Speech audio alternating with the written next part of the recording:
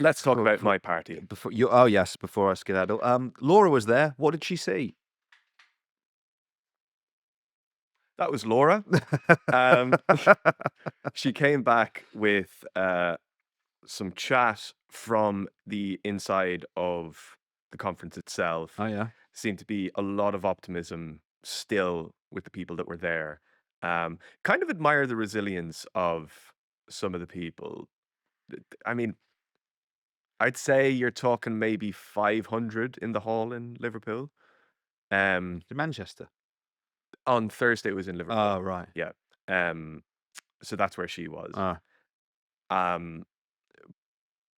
Questions obviously to do with the Green Party, to do with the tiffs over the last couple of weeks. That's pretty mildly, isn't it? Yes. Tiffs. I mean, Public threats of legal action. I've appointed lawyers. What I could like, if you were going to the far reaches of what happened, breaches of GDPR. Yeah. Like, we're such a cuck nation. They breached GDPR. My data is going everywhere in that party. Who's in charge of my email address? No, it's a shit show, Sean. Come on. It is a shit show. Some pull up punches. But the people in the hall seem to be of the view of, look, we're still a very young project. It's bound to happen that people's wires get crossed along the way. Wires crossing is an insane way to put what's happened in the last couple of months. Yeah, it's probably like launching a party that nobody knew about and just co-opting them into the party because you've said their name. Yeah. Then calling everyone misogynistic. Yeah. Then going out on your own to like it sell memberships to the party without consulting anybody.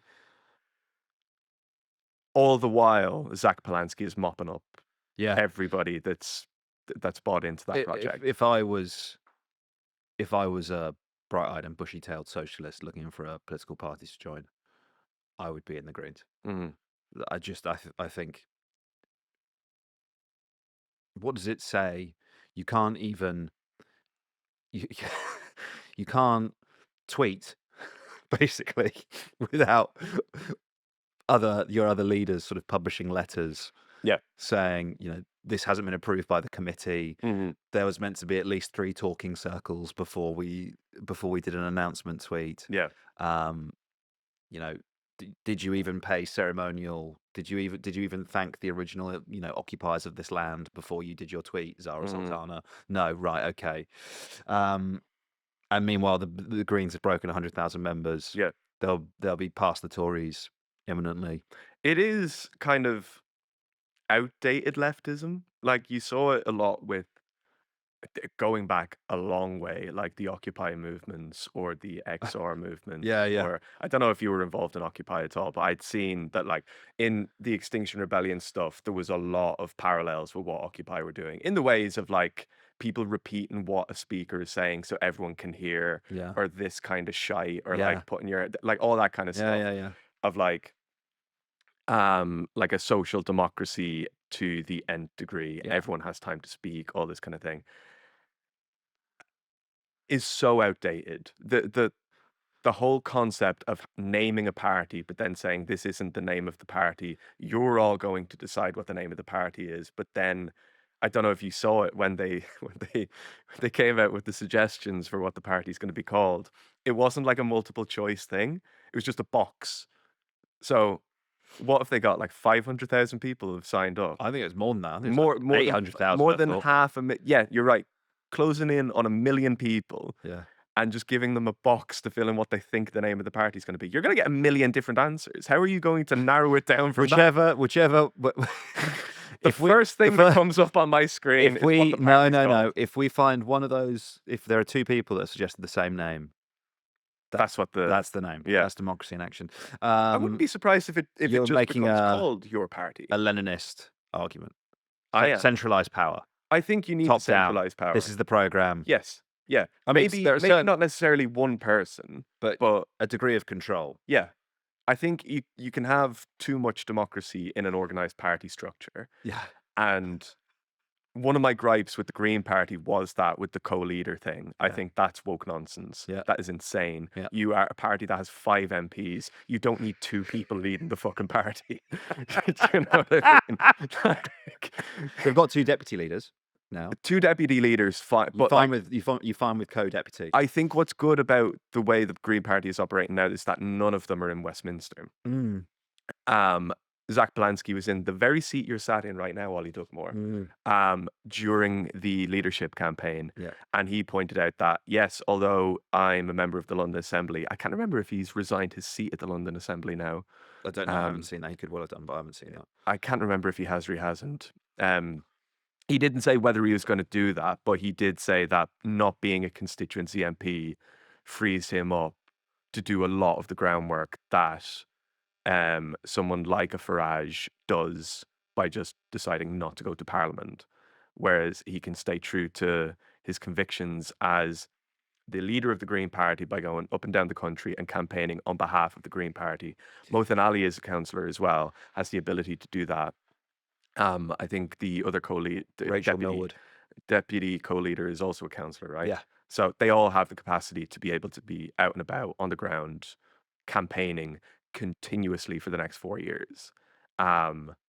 Whereas I don't think you have the same ability with your party, with Zarah Sultana and Jeremy Corbyn and the rest of the Independent Alliance, where you still have your casework, you still have your Independent appearances, and Alliance. like, just call it that. You know, Calling freelancers, small and mid-sized business owners. Tide's instant saver account offers up to 4% AER variable, flexible access, and competitive returns. Unlike other options on the market, you won't need to hold your money with Tide for a fixed period. That means you'll have instant access and free withdrawals whenever you need it. You can get started today with just £1, making it easy to start growing your business savings. Want to know what you'll earn? Tide's clever calculator gives you a clear picture up front. Our audience will receive £100 cash back when you deposit £5,000 within the first 30 days of opening your Tide Instant Saver account. Use code JOE, that's JOE, JOE. New members receive an annual equivalent rate of up to 4% AER variable, free for 6 months. For the full offer, visit tide.co/Joe. T's and C's apply.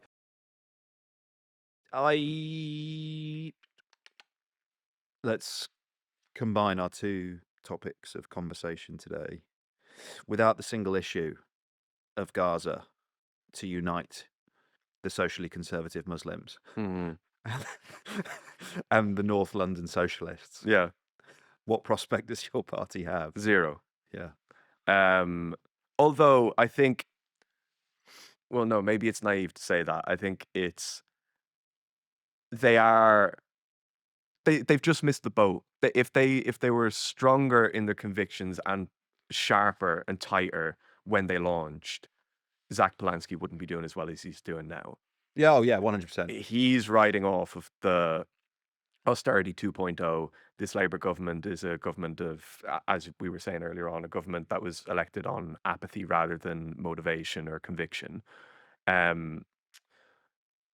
It's nice to see what the politics of hope can do. Yeah. Like, His nice to comms see. are fantastic. Yeah. His comms are fantastic.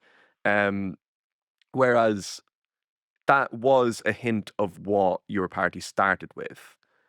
But, and I think it, like, you do also have like your Adnan Husseins and your Shaukat Adams and the rest of the guys. They are ultimately, they are would-be Labour MPs, but have not been in the Labour Party because of, like, particularly with Shaukat Adam and others, being independents during the election was because of Gaza. But that single issue, it boulders into the secondary issue of Labour and government have not been a Labour government. So had there not been this war, I do think they would be in the Labour Party, or certainly sympathetic to the Labour Party. Now they're just a disorganised Green Party, is essentially what it is. Yeah, look, basically, your party has the media profile of Corbyn and Sultana. Yeah. That's the weaponry. Mm-hmm.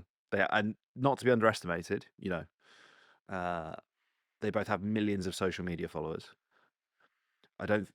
Neither actually, I think, though, is actually a particularly competent media performer.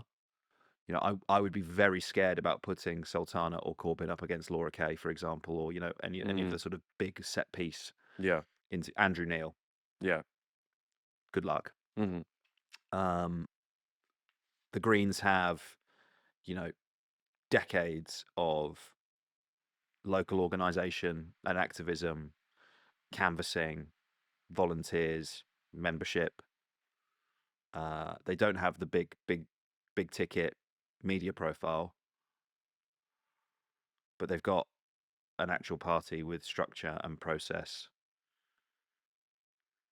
And this is the problem for your party, I think, is that Jeremy Corbyn has already demonstrated, you know, for all of you know, his well-intentioned policy, do you come away from his leadership of the Labour Party thinking, yeah, man, that guy is a great leader of a political party? Mm. I don't. You know, I don't, and I like him. You know? Yeah. I Uh, mean, he certainly inspires. He inspires action. He inspired. Certainly in 2017, there was a real. He just rode on hope. You Yeah. know? And I think Polanski has that one now. Yeah. You know, they had the opportunity to do it, but I think it just became too tribalist. But it was only tribalist from kind of. I don't think these rows needed to happen. They could have just done all of that in-house, mm. you know. Do you think, Sean, it might be because they don't actually like each other very much? Yes. I mean, the party started out with one member of the party saying that Jeremy Corbyn was in the party. You know. Yeah. May or may not be common knowledge, but I don't think Jeremy Corbyn knew that he was starting this party when that happened, you know. Yeah. Well, it remains to be seen. It remains to be seen. World Transformed done. Your party conference in November, I think. Yeah, middle of November, isn't it? All eyes. But, you know, the rundown, I have to show. Ben's put a picture of Jez and Zarah with their fissuros, and it says the United Front, but our printer's running out of ink. So it says the United Front, but it's sort of It's like a broken television screen. yeah, which is probably a nice analogy, really, for visual metaphor. Thanks to Tide and their instant savings account for sponsoring this week's podcast. New members receive an annual equivalent rate of up to 4% AER variable. Our audience will receive £100 cash back when you deposit £5,000 within the first 30 days of opening your Tide Instant Saver account. Use code JOE. For the full offer, visit tide.co/Joe. T's and C's apply.